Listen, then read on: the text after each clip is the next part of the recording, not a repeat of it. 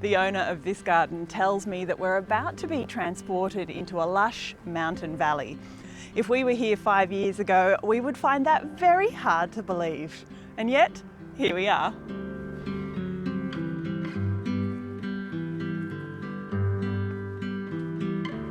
Let's go behind the garden gate.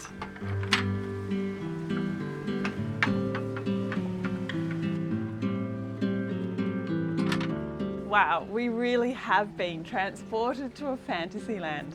Let's go and explore.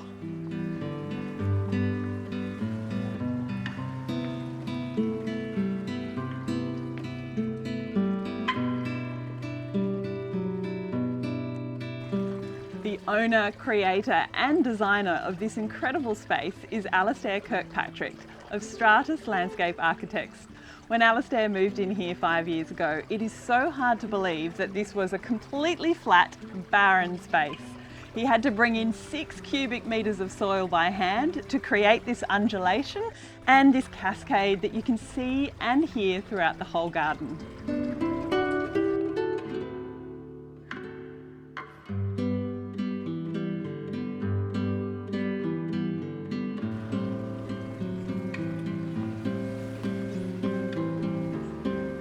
This is a real collector's garden. There are over 300 species of plants in this small space, and I find myself having a look and thinking, oh wow, that's gorgeous. And every time I look into a different spot, there's something new and interesting to look at. To create a lush tropical vibe like this, add height and an upper canopy with taller plants. Then use plants with dark green glossy leaves and others with big bold leaves. Use plants with textured bark or foliage for even more interest, and layer in as many plants as you can.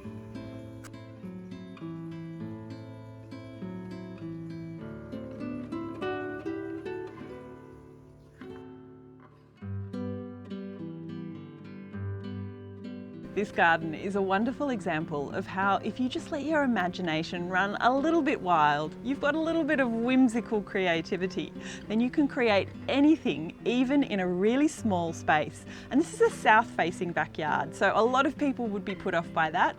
Not Alistair. His wonderful imagination has run wild.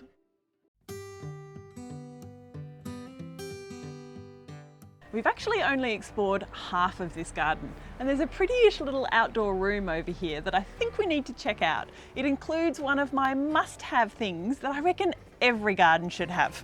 So let's go and see.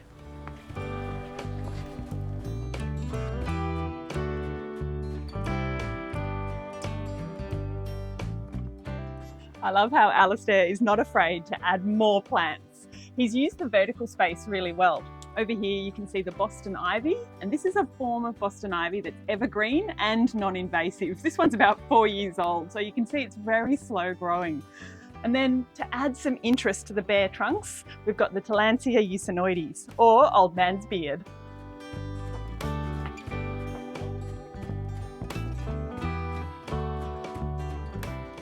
Well, we've stepped out of that mountain hidden valley and now we're onto a deck and into a little outdoor room, and it's got a real theme of ruined grandeur about it.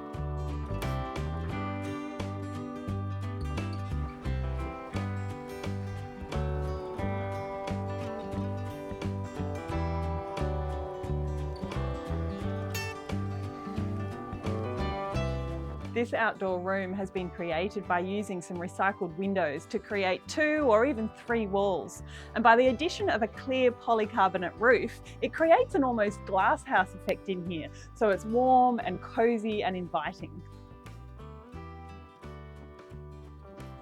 This indigenous clematis flanks this area beautifully, and although it's a bit of a brute, it works really well in this space. There's even a grapevine in here which would add some extra shade in the summer months.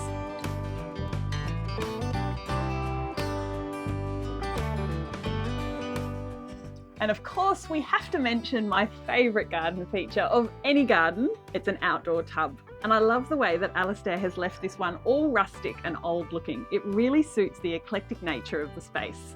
And it must just be such a beautiful spot to sit and relax.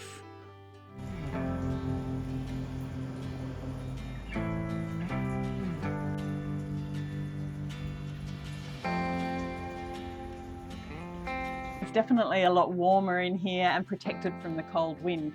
I absolutely love Alistair's collection of plants, but also his eclectic taste for bowerbirding anything that he finds on the side of the road that might suit his garden. One day he even found a pineapple out on the street, and so he's planted the top in a pot and it's thriving.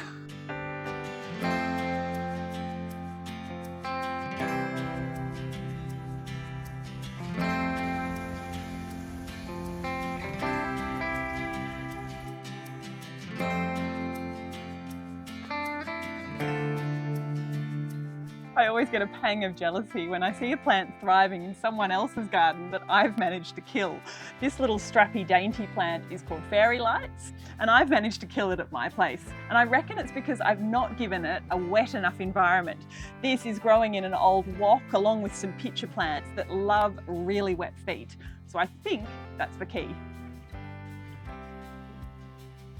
This garden was designed to create a tranquil oasis away from the chaos of suburbia. And it's done just that. I can't see the road, I can't even see any houses when you're sitting in this garden. But there is one other space that we're yet to explore.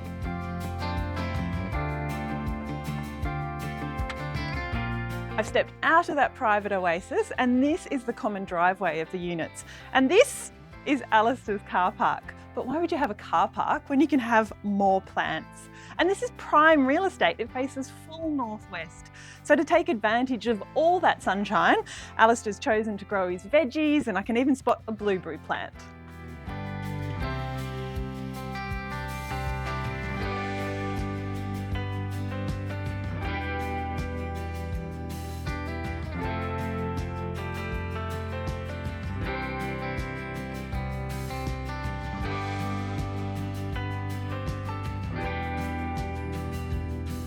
And to prove a point that there is no such thing as too small a space, over here there's a garden bed that's just 60 centimetres wide. And of course Alistair has crammed it with more plants. There's a banana which is really happy under the eaves here, and this bamboo does a wonderful job of protecting the window behind from the hot western afternoon sun. This garden is a great example of how you can let your imagination and plant passions run wild. Even if you have a small garden, take a leaf out of Alistair's book and push the boundaries of those four walls of your garden. Remember, you can always squeeze plants into spaces you might not realise. I hope you have enjoyed this trip behind the garden gate at Alistair's place. Please like and subscribe because I've got plenty more garden tour videos coming your way.